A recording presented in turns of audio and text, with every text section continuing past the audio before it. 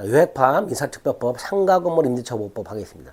상가건물 임대차 보호법은 앞에 주택임대차 봤잖아요. 그거하고 비교해서 다른 게 뭔가 정도만 기억하시면 됩니다. 일단 상가건물 임대차는 경제생활의 안정 보장이죠. 주택임대차는 주거생활의 안정 보장이고요. 두 번째, 주임법은 임차인이 법인인 경우에 원칙 적용이 안 되지만 상가건물은 법인인 경우에 적용이 됩니다. 그 다음 상가건물 임대차 보호법이 적용되는 그 건물은 첫째, 사업자 등록이 가능한 건물이어야 되고요. 두 번째, 영업용 건물이어야 됩니다. 주택임대차는 주거용 건물이죠. 상가건물은 영업용 건물이죠. 계약 당시 실지 용도로 판단한다 그랬습니다. 네 번째, 주임법은 그런 제한이 없지만 상임법은요, 보증금이 일정액 이하의 경우에만 적용이 됩니다. 이때 적용되는 보증금이 환산보증금이에요. 그 기준 금액을 초과하면 상위법은 적용이 안 되는 게 원칙입니다. 그 기준 금액 암기해야 됩니다. 자, 먼저 영업용이라는 건 실지 용도라 그랬잖아요. 그래서 공장을 빌려가지고 도금 작업을 하는데 옆에 컨테이너 박스를 갖다 놓고 영업 활동을 하고 있었다면 전체적으로 상가 건물에 해당한다. 이렇게 되는 거죠. 실질적으로 판단한다 그랬으니까. 또 하나, 아까 초과 임대차의 경우에는 상위법이 적용 안 된다 그랬잖아요. 그 기준 금액 일단 암기합니다. 서울 수도권 플러스 부산광역시, 세종시 아닙니다. 부산광역시, 광역시와 세종시 그 밖의 지역 이렇게 4단계로 나눠서 9, 6, 9, 5, 4, 3, 7 이렇게 기억하시면 됩니다. 환산보증금이라고 그랬죠. 보증금 더하기 월세 곱하기 100. 이게 환산보증금이죠. 자, 만약에 초과했다. 세종특별자치시인데 보증금이 3억에 월세가 300이다. 세종특별자치시 보증금 3억에 월세가 300만 원이면 환산보증금이 6억이니까 초과하잖아. 그죠? 이 초과임대차의 경우에도 6개는 적용된다. 대항력 인정된다. 이놈의 사업자 등록하면 대항력 인정된다. 계약 갱신 요건 행사할 수 있다. 권리금 회수 기회가 보장이 되고 2기가 아니라 3기 연체 해제가 되며 코로나 당으로 인한 집합 제한 금지 명령을 집합 금지나 집합 제한 명령을 3개월 이상 받아. 그래서 장사가 너무 안 돼. 그래서 폐업을 해. 그러면 해지할 수 있어. 이것도 적용이 되고요. 표준계약서 2개. 상가건물 임대차 표준계약서와 권리금 표준계약서. 요 6가지는 초과임대차에도 적용이 된다라는 거. 대항력 인도와 사업자 등록 신청하면 다음날. 보증금에서 다 똑같고 최소 면제권은 보지 않아도 되고요. 존속기간, 기간을 정하지 않거나 1년 미만으로 정하면 1년으로 본다. 임차인은 1년 미만의 기간의 유효를 주장할 수 있다. 주임법하고 내용은 똑같죠. 2년, 1년 차이만 있을 뿐. 자, 갱신 요구. 기간 끝나기 6개월 전부터 한 달 전이죠. 주임법은 6개월 전부터 2달 전 사이죠. 상임법은 6일.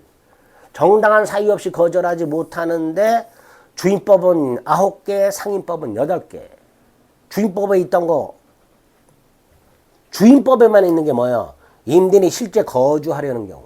그게 상임법에는 빠져있죠. 나머지는 똑같은데 다만 주임법은 2기연체, 상임법은 3기연체. 이렇게 되죠. 그런 차이점만 구별해서 기억하시면 돼요.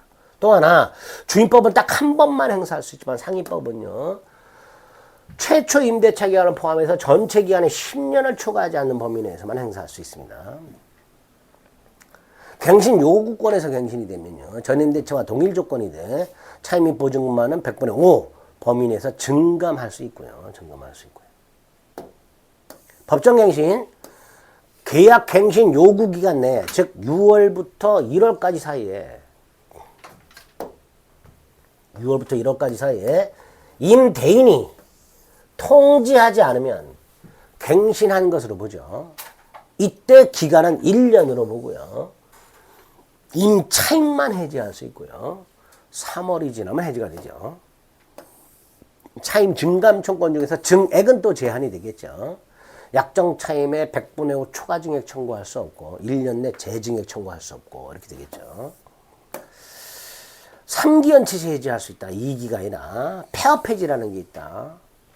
코로나 등 감염병의 예방 및 관리에 관한 법률에 따라 집합 제한 또는 금지 조치를 몇 개월?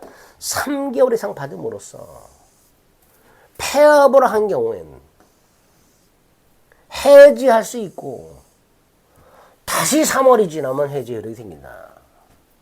6달 동안 손가락 빨고 있어야 된다. 뭐 그런 뜻입니다. 권리금. 임차인이 신규 임차인이 되려는 자부터 받는 돈이죠. 권리금 계약. 임차인이 신규 임차인이 되려는 자로부터 권리금을 받기로 하는 계약을 말하죠. 그 권리금 회수 기한을 보장합니다. 어떻게? 임대차 끝나기 6달 전부터 종료 시까지 6달 동안 임대인은 이 4가지 하지 말아라. 4가지 하지 말아라. 이 4가지가 임대인의 방해 행위예요. 임대인이 권리금을 직접 받는 거. 두 번째, 임대인이 임차인한테 권리금 주는 걸 못하게 막는 거. 그죠? 임대인이 직접 권리금을 요구하거나 수수하거나, 임대인이 신규 임차인이 되려는 자한테 기존 임차인에게 권리금을 주지 못하게 하는 거. 신규 임차인이 되려는 자에게 기존 보증금 및 월세보다 현저히 고액을 요구하는 거.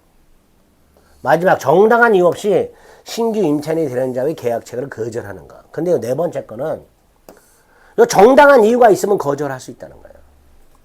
신규 임차인이 되려는 자가 무자력, 신규 임차인이 되려는 자가 의무 위반 우려, 1년 6개월 이상 관광 건물을 영리 목적으로 사용하지 않은 경우, 그 다음 임대인이 임차인이 소개한 게 아니라 임대인 스스로 선택한 신규 임차인이 기존 임차인의 권리금을 지급한 경우, 이 4가지 경우에는 신규 임차인이 되는 자와의 계약 체결을 거절하더라도 방해가 아니게 됩니다. 자, 그 중에 세 번째 거 1년 6개월 조심하셔야 되는데, 1년 6개월 이상 영리 목적으로 사용하지 아니한 경우가 무슨 의미냐? 임대인이 임대차가 끝난 다음 그 임대차 목적물인 상가 건물을 1년 6개월 이상 영리 목적으로 사용하지 않은 걸 의미해야 돼요. 무슨 뜻이냐면, 임대인이 신규 임차인이 되려는 자에게 나 이거 앞으로 1년 6개월 이상 영리 목적으로 사용하지 않을 겁니다 라는 것을 이유로 거절을 해요. 그리고 실제로 1년 6개월 이상 사용하지 않아야 돼요. 그럴 때 정당한 이유를 인정해 주게 됩니다. 만에 하나 임대인이 임차인의 권리금 회수를 방해하여 임차인에게 손해가 생겼다면 당연히 그 손해를 배상해야 되는데, 그 손해배상 청구권은 임대차가 종료한 날로부터 3년 내에 행사해야 되고요. 이 3년 내에 행사하지 않으면 그 손해배상 청구는 시효완성으로 소멸을 하게 됩니다. 따라서 이 3년은 제척기간이 아니라 소멸시효 기간이다 이렇게 생각하시면 되겠고요. 판례 몇 가지. 임대인 권리금 회수를 방해하려면 원칙 임차인과 신규 임차인이 되려는 자 사이에 권리금 계약이 미리 체결돼야 돼요. 원칙. 그러나 반드시 그래야 되는 건 아니다. 반드시. 원칙은 그렇지만 반드시 그래야 되는 건 아니다. 두 번째, 아까 갱신요구 거절 사유 3기 연체와 같은, 그러면 권리금 회수가 보장이 안 돼요. 근데 최초 임대차 기간을 포함해서 10년을 초과해버리면 갱신요구 거절 사유가 아니라 갱신요구를 아예 못하는 사유잖아요. 이때는 권리금 회수가 인정되겠죠. 그죠? 이건 갱신요구 거절 사유가 아니니까. 그 다음 임차인이 임대인에게 권리금 회수기의 방해를 이유로 손해배상을 청구하려면 그 임차인이 임대인에게 새로운 임차인을 소개했어야 되느냐? 원칙은 그렇다. 근데 반드시 그래야 되는 건 아니다. 임대인이 미리 쐐기를 박았다. 네가 소개 안 하고는 다시는 계약 안 하네. 이렇게 미리 계약 체결하지 않겠다는 의사를 명확하게 표시했다면 굳이 소개하지 않더라도 방해를 인정할 수 있고 손해배상을 청구할 수 있게 됩니다. 한 3가지 판례 정도 확인하시면 되겠고요. 표준계약서가 2개가 있죠. 표준 권리금 계약서가 있습니다. 이거는 국토교통부 장관이 법무부 장관과 협의하여 정하게 되고요. 사용을 권장하게 됩니다.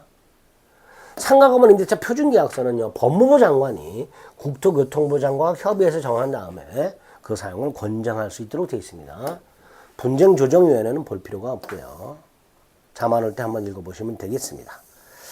자, 하나 더 기억할 게 있습니다. 상가건물, 주택임대 차이는 없는데요. 상가건물의 경우에 적법전 차이는 임대인의 동의를 받고 상가건물을 전대차했을 때 그 상가건물 적법전 차이는 임차인의 계약갱신 요구권을 그 임차인의 계약갱신 요건 행사 기간 내에, 즉 임대차 끝나기 6월부터 1월까지 사이에 임차인을 대위하여 행사할 수 있도록 해놨습니다. 상가건물 적법 전차인에게 임차인의 계약갱신 요건을 대위 행사할 수 있도록 해놨다. 요거까지 기억을 하시면 되겠습니다. 상가건물 임대차와 관련해서 웬만한 거 정리를 다 했습니다. 이제 3개 남았습니다. 시간을 좀 달리해서 살펴보겠습니다.